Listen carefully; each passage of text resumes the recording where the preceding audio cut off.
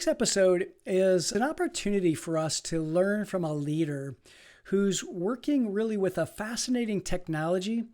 And what he's doing is he's actually helping people to tell their stories. And, I'm a huge proponent of being able to capture stories that either the stories of our founding company founders or our family founders, the ancestors that we have, and really partly why I believe that this is a great episode is because I really firmly believe that one of the ways to bridge the so-called generational gaps and really growing together more is to grow our ability to listen to others who grew up in eras that are different from ours. And so what our leader, who we're going to hear from today, Trent Spivey, what he's doing is he's providing ways to do that with a technology that is really fascinating as far as I'm concerned. It's virtual reality. And let me just first tell you a little bit about Trent, and then we'll get into the episode. But Trent grew up really around the world. He grew up in Japan, California, and primarily in North Carolina. And he worked hard for his BFA in film production at the UNC School of the Arts. He was artist in residence at the UNCSA Media and Emerging Technology Laboratory, and he co-created an immersive experience there, and really cool thing that he did there. He's also flown drones and taken photos of construction and real estate sites. He's a burgeoning entrepreneur. He shares, though, that this part of his experience doesn't come naturally to him, but he believes that it's the best way for him to really do some good in the world by running an honorable enterprise that helps people. And what he does then is he uses virtual reality technology to record people's stories. Remember that scene from Harry Potter when he's standing in front of his parents in the magic mirror? Or that other one from Iron Man where he watches a message from his deceased father? It's kind of like that. And you're going to hear more about this, but you can learn more at his website, livingmemoryxr.com. And we talk about this entrepreneurial endeavor along with other growth points in his life and in his career and in his leadership journey in this episode. So I hope you enjoy this in-studio episode with Trent Spivey. I know I did. Let's go ahead and get into the conversation right now. Well, hey, everybody. Welcome to In the Growth Space. David McGlennon here. As you can see, we're not on Zoom today. And so we're excited to be in studio. And I'm here with Trent Spivey. Trent, great to have you here and great to have this conversation together. Thank you so much for having me. It's a pleasure. My pleasure. Often on this podcast, we talk about the growth journey. And a lot of times we come from a business perspective in a business growth journey, but business growth doesn't happen unless we grow personally. And so I wanted to sit down with Trent because he's got a great growth story and a couple of points in his life that really point to his growth. And I like to share those, and I'd love to share those with you. So we're just going to have a conversation today and just really enjoy being able to kind of talk through that growth journey. So Trent, take me back to a pivotal point in your growth journey where you really felt like you were being stretched maybe, but you knew that you were growing. Absolutely. Gosh, I'll give you two examples. The first one is in high school. To go way back. I'm 28, so when I like dig back, it's like the teenage years. Huh? Yeah. I have to think back farther. I'll give you a high school example, and then I'll give you a right out of college example. Yeah, so sure. The high school one was the first thing that comes to mind is marching band, which you and I have in common. Yep. That was my first experience with being given any kind of, hey, you're in charge for making sure these people do X, Y, Z. Mm-hmm. And as a lot of young people tend to do, I was like, I'm the boss now. And learned a lot in a pretty painful way, just because I thought I was doing the right thing by being what I thought a leader was, and very demanding and exacting, and nobody wanted to hang out with me. Go figure that. Outside of band practice. They only went to band practice because they had to. Oh. And I remember a pivotal moment with some folks who were they were in a different section. We were just eating lunch or whatever. And I was like huffing and puffing over something. And rather than, flipping me the bird and saying like, yeah, you're a jerk, they just said, Trent, they're not seeing what you're seeing. Interesting. Yeah. And that for me was the whole moment. Yeah. And I thought, oh, duh. Yeah. And once I started to understand too that, not everyone necessarily cared as much about doing the marching band step or getting the music as exactly correct as I did. Sure. But everyone did care about, hey, we're in this community to get together and we share it. And we want to enjoy our time here. And a way to enjoy it is to do really well and perform really well. Yeah. But it's also to learn about each other and be kind. Yeah, no kidding. Oh, I love that. I love that story because I'm just going to interrupt you for just a second, only because I think of how in leadership, how important it is to not just command and control, because that's not where we're at anymore. There was a time, there was an era when that could work, but not anymore. I mean, we're in a place where we get work done through humans, and humans can be, interesting creatures, right?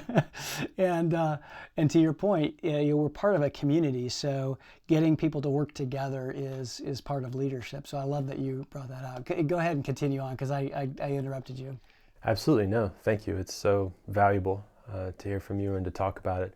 I think the second one that comes to mind where I was really made to stretch and grow, my default is a little bit more conflict averse. But I recently had a freelance job where I was in for 3 weeks. I was filling in for a friend who was away getting married and on his honeymoon, and just got thrown right in.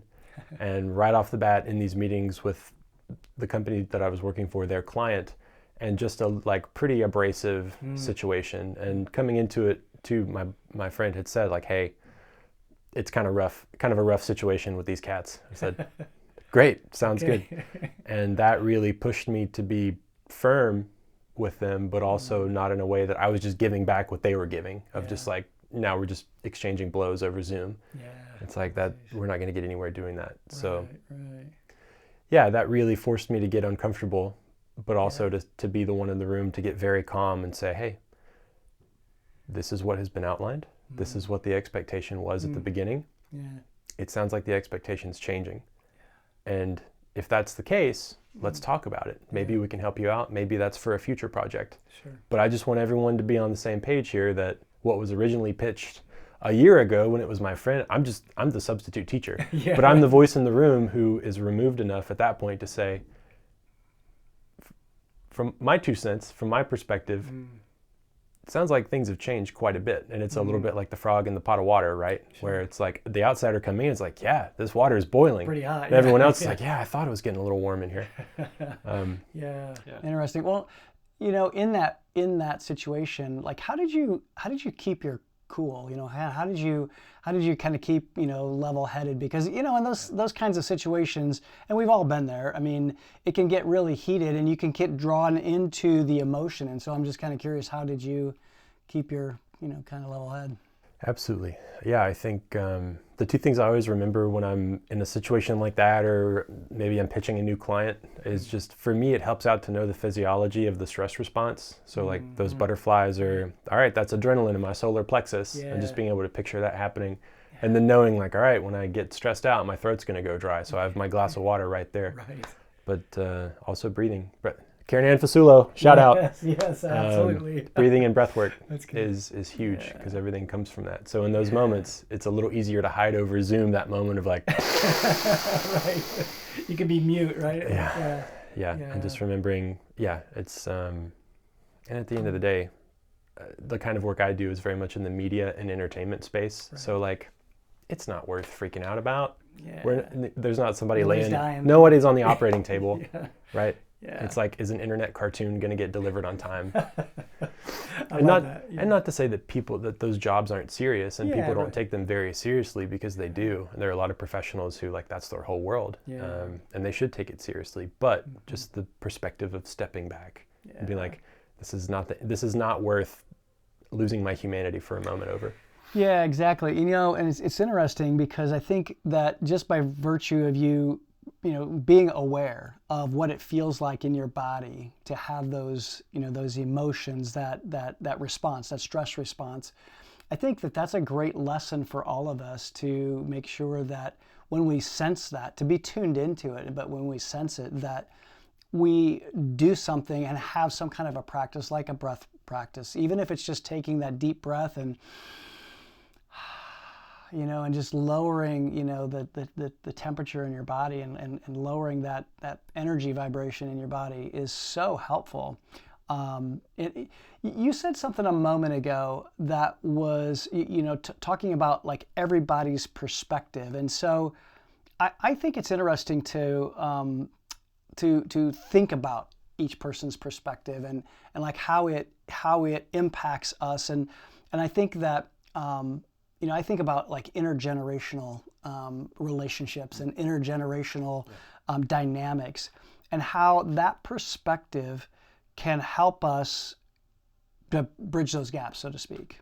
And so, I guess I'm not sure what I'm asking, but how did you use those perspectives in that meeting, maybe to even bridge some of your own gaps in maybe understanding or knowledge or what have you? Totally. Yeah, I'll speak to that moment, and I'll speak to my career at large. Yeah, good. A lot of work I do is with people that are my age or slightly older. A lot of folks are in like Gen X and some like baby boomers, right? And I've found, and we could talk about a little bit like living memory in an interview I did through them, but that was a huge moment of, oh, this person is not quite from a different planet, but being born in the 40s, like totally different perspective. Yeah. And for me, I think, so I'm an artist by training. I went to an arts conservatory, so I'm very much plugged into the feeling of it all, right? And trying to pick up on where are folks coming from and how can I meet this person where they're at, and try to tune in as quickly as I can to what has their lived experience been. Because you can look at a resume and know so much, and you can say like, okay, they lived in this place during this time period. These were their formative years. I can start to kind of connect the dots around, okay, this is what values that person might bring. Not trying to overgeneralize or stereotype, but at least know where I can start to build the relationship.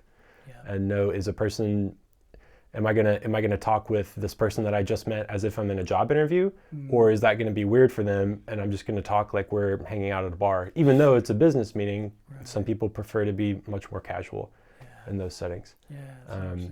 But that's, I hope I'm answering your question a little bit, but it's that notion of meeting a person where they're at and knowing, having a little bit of knowledge, right, of just history and the way that current events even are playing out. Like, where might they be coming from, and how can I speak to their values, even if that's right. I don't agree with them always, but at least know like, hey, from what I know, you value this. And what I'm suggesting aligns with that, and here's why. And if you disagree, let's talk about it. Sure. Well, and it sounds like too, one of the things that I hear in that is that you had an openness to be able to understand the other person's perspective and being able to be curious. I think that every leader who is effective is really curious and wants to know what's important to the team, and whether they're younger than I am or older than I am, it doesn't really matter. But being able to, and I think too, as I was thinking about this question, I think it's maybe human nature for us to categorize people in generations. Oh, those Gen Xers, or those boomers, or those Gen Zs. All of the stereotypes. And yet, when we categorize people in that way, I think we're putting people in a bucket, and we're not recognizing that different people have different lived experiences. And I guess that's really where I want to go next. Is you talked about living memory, and So first of all, tell people what living memory is, because I think it's really cool, and I think it's a great service that you've created and really kind of dipped your toe in the entrepreneurial waters, right? Yeah, thank you. So Living Memory, I work with families and organizations. So if they have a family member who's in their wisdom years, or maybe on the enterprise side, maybe someone founded a company, they've stewarded it for 30, 40 plus years and really built it from one employee to maybe hundreds. And they're about to enact a transition plan. For both them and for families, I sit down with them and conduct pretty in-depth one-on-one interviews and try and get their life story recorded, right? But I do it in a way that I'm recording it on a camera specifically for virtual reality. And so whether that's the family member or that's the 16-year-old who's just starting out at the company that this person founded, they can put on a headset, an HMD, right, and feel like they're sitting across from that person. Yeah.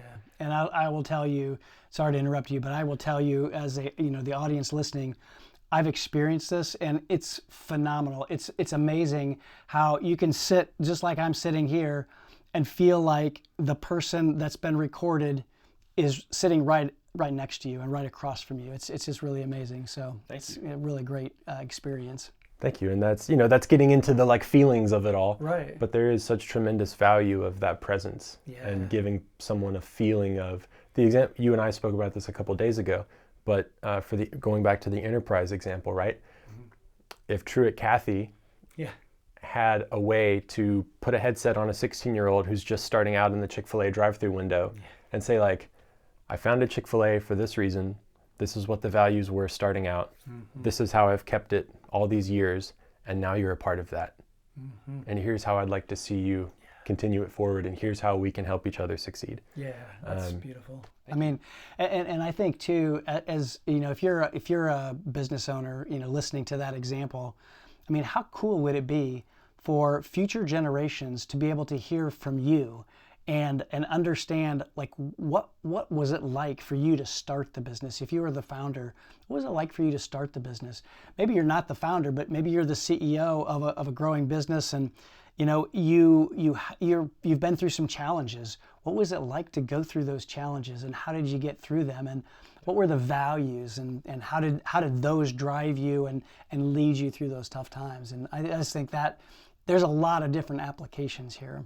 Absolutely. And for families too, right? It's that sense of, interviewed a gentleman down in North Carolina at the end of last year. His grandson will now be able, however many years down the line, to put on that headset. Maybe when he's in his 20s, oh, this is what grandpa thought about being a 20-something, and this is what his experience was, and these are his words of wisdom. I think that's so cool.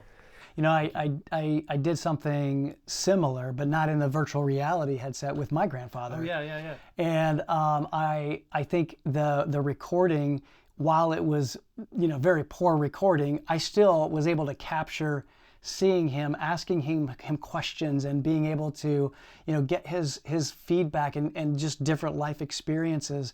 And I think, how cool would it have been to be able to have the technology back then, to be able to just kind of feel like I'm across the table from him. But I think that there's such value in hearing our legacy, and the legacy of family. And if I'm the person giving that legacy, what a gift it is for our future generations to be able to capture that in a way that future generations couldn't. Absolutely. Yeah, it reminds me of a quote I heard from a professor in school. He was Romanian, so he said it and sounded very wise. I won't do a Romanian accent, but the quote was, and this is like a first-year seminar, and he said, "Seek to understand times outside of your own, because your own time will soon be past." That's so good. And for the rest of the class, I was just sitting there my mind's been blown. That's everything. Yeah. And so I see living memory as a way to help people do that. And so both at the individual level, right, that grandchild feeling like they're sitting across from their loved one who may or may not have passed, all the way to, if we're doing that at a cultural and a societal level, and really hanging on to those stories, and even more importantly, right, the presence of the person sitting across from us, that does something that connects us to this longer trajectory that I think in the digital age has started to slip a little bit, right? Because we're very much in our screens. rather than, just sitting. Having conversations, right? Absolutely. Yeah. So I'm kind of curious, what led you to start Living Memory, and what was kind of the origin story for your fascination with this technology, and really, I mean, because it's one thing to have virtual reality, but it's another thing to actually use it for like legacy purposes. Absolutely. Yeah, thank you. It's a fun question to answer. So I went to school for cinematography. I'm a cinematographer by training. I went to the University of North Carolina School of the Arts. And around 2016, the dean at the time really leaned heavily into virtual reality. That was about the time that the Oculus headset, right? That's now the Meta Quest. The first one of those was really getting people's attention. And very quickly, the film dean saw that there are implications for the immersive world in the filmmaking world. And so there was a lot of excitement and investment at my school. They started offering programs for students to learn about immersive media. We had a tremendous, incredible professor at the time, Bob Keane. He worked on Star Wars back in the 70s. That's cool. And he was the one who was like, this is the future. And so just because of his personality and his giftedness as a teacher, I just wanted to be in that classroom. But for 2 years, at times cut classes from cinematography to go learn about the immersive. And that led me out to San Francisco. I worked at a virtual reality startup. I had watched one of their pieces that won a bunch of awards at film festivals. And I thought, wow, I didn't know that this medium could do that. I didn't know that you could tell a story and elicit emotion in this way. Wow. And so I just actually bumped into one of their producers at a festival, and I think I said something about her hat, and we started talking, and that led to an internship. And so I got to work out there and really learn the ropes. That's cool. And being out in the Bay Area, learning to appreciate how much goes on especially on the tech and development side of it all. Sure. But also feeling a hunger for, I want to be closer to the emotional piece. And we have this incredible, amazing technology that can tap into your reptile brain and make you feel present in a place or with a person that you wouldn't otherwise. How can we deliver the most effective, emotional resonance and impact with that, right? Because people throw around life-changing all the time about anything immersive and giving people immersive experiences. But I was really seeing a lot of games come out at that time. Not hating on games at all. That's what funded the entire industry at the beginning, and that's how we get to last week, the Apple Vision Pro coming out and hitting the mainstream. But at the time, I was like, games are cool, but what else can it do? And I remembered the summer before going out to San Francisco, I sat down with my grandfather and got to record with him for 3 or 4 hours. I didn't know if he was going to be down for it. I didn't know. But I think he pretty quickly had an intuitive understanding of what we were doing. And that is to say, knowing I'm not always going to be around, I want to make sure my story is captured somewhere. And I at least trust my grandson to do that. So that was a really special moment with him. Yeah, for sure. He's since passed, and it's one of the most priceless things I think I've ever done. It was a gift to my mom for Christmas one year. And it was pretty special because he was a man of very few words. It was really hard to get him to talk about anything.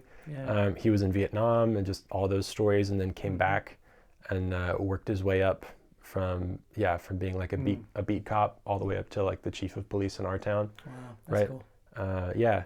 Very special individual, and his story was so special. So that I took that and this idea of how can we deliver more impact to individuals, right? Who don't care about VR, who don't care about video games, but how can we give people a beautiful, incredible experience they'd never be able to have otherwise? And I thought, okay, it makes sense to see who's on board to go through this fairly in-depth interview process, knowing that the end result is, oh, this person I love will be able to hear my story and feel like they're sitting across from me. Because, I'm sure anybody listening knows when someone passes, we're lucky if we have a voicemail or a journal entry. We've got plenty of pictures and videos on our phones, but we lose so much. But to be able to go back to the feeling of sitting across from a person, it's the stuff of movies, and it just excites me to be able to do for people. That's so cool. Well, one of the things that you do in this process, and I'd love for you just to explain it to the audience, because at the end of the interview process, and you're asking great questions along the way, But at the end, you allow the individual who is being recorded to just share. And it kind of, I don't want to spoil it. So you kind of set it up and share what you do and how you do it, because I think this is probably like the icing on the cupcake. Thank you. Yeah, it's a really special moment. Typically, I've been talking to an individual for, a day or two, and they understand the rhythm of how the interview's going, and they also understand the longer term implications of where's this thing going, right? Who's going to watch this in the future? By the end of the interview, people get it. And so I just roll the camera and I say, hey, what do you want to make sure that your kids, your grandkids, the folks that work with you, the folks that are just starting out, or the ones that have been with you for a long time, what do you want to make sure they hear from you? The subtext being, what's something that you've always wanted to say to them but never known how? Or what's something that you've always wanted to share but there never seemed like the right moment or the right way? What do you want to make absolutely sure that they get to hear from you? Like, what's the most important? And for a lot of people, that's it's very simple and it's very common. They just say, like, I love you. That's amazing. And there's a lot that goes with that too, right? Yeah, but that's the bedrock. And so I just hit record. I get up, I walk out of the room, I say, just come get me when you're done. And so beautiful, man. I get choked up just thinking about it, because I think of those moments when somebody gets a chance to just share from their heart, whether it's in a business setting, whether it's a founder, just wanting to speak into future generations for their organization, or whether it's a grandfather, a great-grandfather, a great-great-grandfather speaking into the next generation, because there's a feeling there and there's an emotion that is really important. And I think it's important for all of us to be able to share that, with our future generations. I just love that. So I'm kind of curious, how do you like take this into either the workplace, and how do you get the kind of the word out, so to speak, and what's your methodology of marketing? Yeah, thus far it's still early days, right? Yeah. And I'm having to learn a lot about marketing and the way of doing it, because what I don't want to do is ever be in a situation with someone where it feels like I'm trying to do a hard sell, but it's about recording their life story or their parent or grandparent's life story, right? Like I don't even want to go there, because that shuts down so much magic. So leaning right now on a lot of word of mouth, platforms like this. Thanks for letting me plug Living Memory for an episode of your show a little bit. 100%. But because everything about it is relational. And so part of marketing and getting the word out is relational. And for the folks that are hearing this and maybe are feeling something, or maybe know someone who would be interested, or themselves, right? It's all about just getting the word out. And I trust that the folks who see the value in it and recognize that will approach me. But you can also visit www.livingmemoryxr.com. I love that. Not to sound like we're wrapping it up. Just No. I want to make sure and we'll put those the links to the website in show notes, as well as links to your email as well. And I just have to say too that I've experienced your process, because we have a family friend who was really instrumental with my boys, and he is he's an amazing guy. We've often said that if we could have a camera just follow Ralph around for a few days, we would have we would have an amazing several episodes of a story that probably would get hundreds of thousands of views on YouTube. He's quite a character. And, incredible dude. But we found out so much about him that we didn't know, just by virtue of the questions that you asked, that the boys asked. And I think I'm trying to think of the one surprising. I know the one surprising question. It was something about, do you have a tattoo? And so the answer to that was yes. And there was a smile on his face, like, how'd you know that? Anyway, we won't go into the details of that, but it was cool. I guess my point is that we learn things from people when we ask questions, and I think that curiosity is so amazing. It's really a gift. Thank you. And yeah, I love the work because it creates the opportunity for those exchanges that might otherwise never happen. Yeah. Well, let me just say too, because being on the other side of that legacy and thinking about, even just my own legacy, I know that it can be hard for people to share their story, especially, let's face it, the older generation, the baby boomers, the greatest generation, because Ralph was part of that greatest generation. He was, he's 80 years old, I think, and it's hard for them to share. And I know that we have another family friend slash family member that's a little bit hesitant. So how do you get people over that, and how do you get them to maybe just lean into their growth space a little bit to be able to kind of like embrace that discomfort of sharing the story? Absolutely. That's a question that's still very much in process for me. But what I've come to recently is the idea that folks in that generation, there's a humility, a very like just salt to the earth humility. Yeah. I want to serve others and I want that to be what my life is. Mm-hmm. And so with that, what I perceive is an element of nobody wants to hear my story. Like, what am I going to say? You want to tell me what year I was born and what town? Like, I don't need to waste your time. But the reality is, and the truth is, that everyone has an incredible story to tell. Mm-hmm. Part of my job and my work is to help, not pull it out of people, because that sounds like a violent process, but more of tee people up and put them at ease so that they can just talk and share things. Yeah. And so for me, it's just reminding those folks who maybe there's a bit of hesitance that people in this world love you, and they are going to miss you a lot when you're gone. Yeah. And you bring so much value, as you can tell, right? And usually there's like 5 or 6 things right beside them that I can just point to and be like, look at that. That wouldn't have been here without you. Yeah. And because of that, it's worth sitting down and getting your story dedicated in memory somewhere, so that those folks who love you, you're giving them a gift. Yeah. They don't even realize it. They don't even realize how priceless of a gift it is until... one way to put it is, right, it's like when that recording, when their story is most valuable, it can never be replicated. Yeah. You can't go back and get it. Yeah. And not to get morbid, but so much of the work deals with that, right? Sure. Is kind of this finality of tell your story while you're here, please. Yeah, absolutely. Well, and I think that, to me, there's a growth aspect to this that maybe is not readily seen, and I'll just kind of share my perspective, because I think that there's a growth aspect of somebody leaning into that discomfort of sharing a story, but there's also a growth aspect of leaning in and hearing someone's story, because when we hear the stories of somebody's life, especially if I'm a younger person and I'm listening to an older generation share their story, I mean, we don't know what it's like to go through, World War II.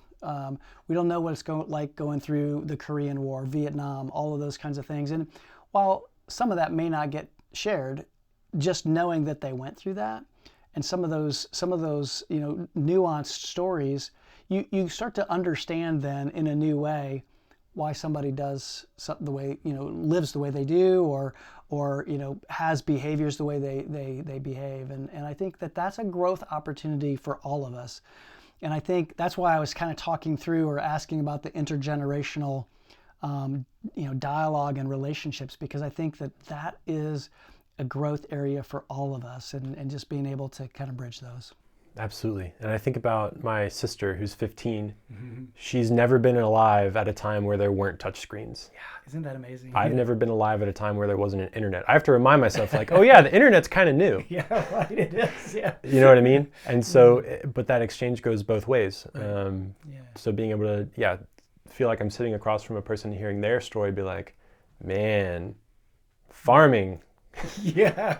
That sounds tough and also really rewarding. Right. And one thing I've heard about this intergenerational exchange is being able to, for both levels, both ages, if it's an older person and a younger person, an elder and a younger person, be able to look at each other and be like, okay, you have experienced eyes, you have wise eyes, I have fresh eyes.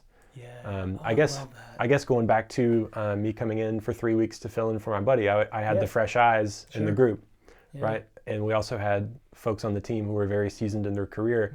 They had the wisdom, decades of experience to be able to say, like, this is what you're about to walk into. This is where the potholes are. Here's 3 different ways you could get around it, and here's 3 different contingencies if that goes a different way. And here's the end goal that you want to get to. And then here's what to do after that. Yeah. And meanwhile, the new hire's like, wide-eyed, yeah. Thank you. Yeah. Right. Well, and that actually, I'm so glad you brought that up, because I think that's that's an aspect of growth for every, I think, a business team, to understand that there are wise eyes and there are fresh eyes, and both have wisdom.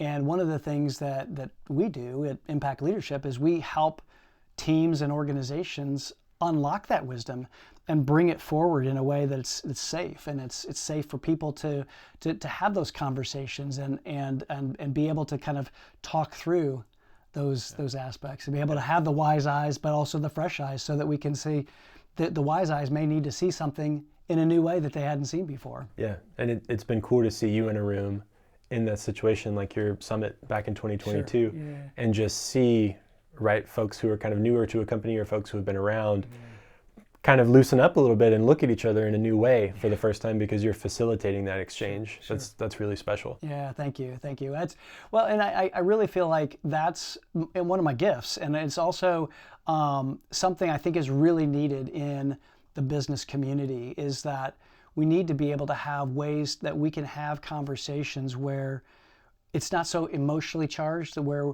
we can have this psychological safety, where it's okay to bring forward my perspective. It's okay to bring forward something that may not be popular, but it's a way that we can kind of have a conversation and actually move a situation forward. Because when we do that, we are able to not only grow ourselves personally, but also grow and perform results for the company that we couldn't ordinarily get to. So I appreciate that. Yeah. 1000%. Yeah. I mean, you know this, your listeners know this, but if I'm the guy who's like 2 weeks on the job, and I know that what I'm about to say is going to help the company, or like prevent this incredible emergency with your database or whatever. Yeah.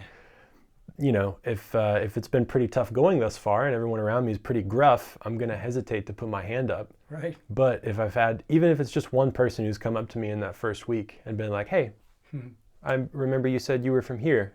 I went there once. I thought it was cool. Yeah. Have a coffee. That immediately is like, even if it's a giant meeting, all I have to do is find that person in the room and talk to them and be like, hey, everyone, here's an idea that's going to save your company. Right. And at least feeling, as you said, the safety and the connection, at least with one person, to be comfortable to bring that up, rather than they're going to fire me. Yeah. Well, and I think having the openness to be open to not only a perspective, but also questions. Questions can open us up. And I love using questions to be able to help us think differently. And I know that's what you do, in helping people to feel comfortable with you when you're going through the living memory process. So Trent, any final words that you'd like to share with the audience, just in terms of, maybe your own growth journey, maybe there's something that's, burning, or maybe we haven't talked about yet that you'd like to share? Yeah, I do want to be greedy and ask you a question Sure. about the folks that you work with a lot. What's your perspective on, do you see any threads or any similarities in folks who are kind of getting to that stage of, I've gone through decades of building this company and now it's time to transition and I want to do that well?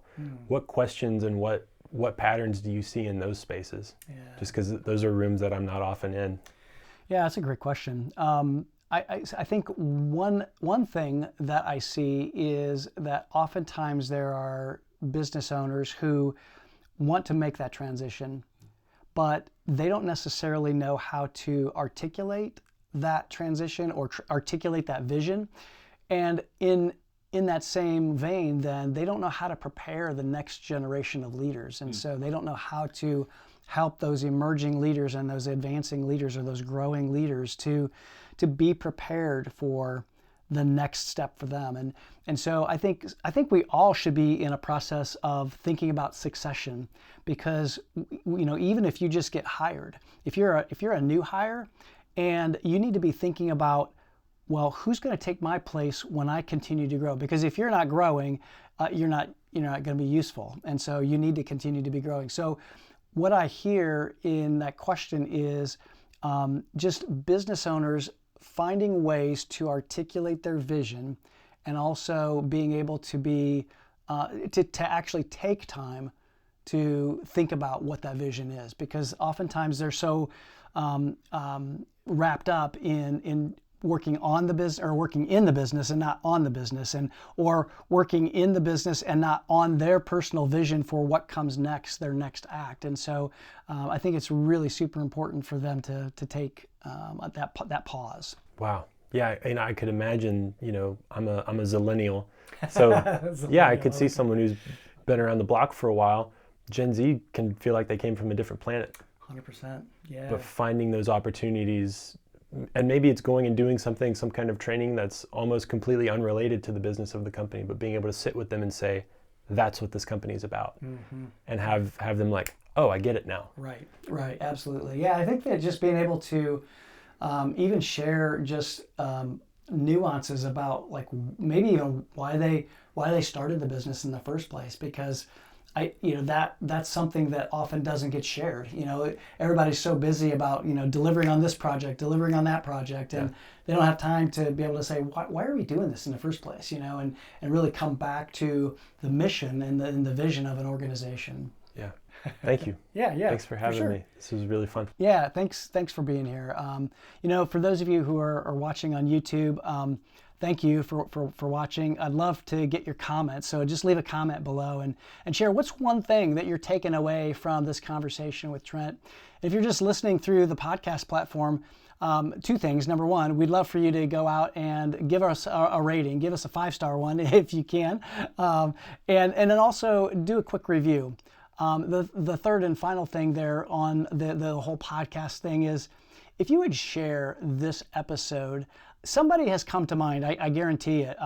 Somebody's come to mind, and whoever that is, would you just hit that share button? There's usually this little box with an arrow, and if you just hit that button, you can share the link to this episode, and I would love for you to share it. Because that's how we get the word out. That's how we are able to share great stories like Trent's and living memory and stories of growth. So I would really appreciate that if you did that. So Trent, thanks so much for being here, and thank you listeners for being here. Stay tuned for some other great conversations around growth, and until next time, be well, my friends.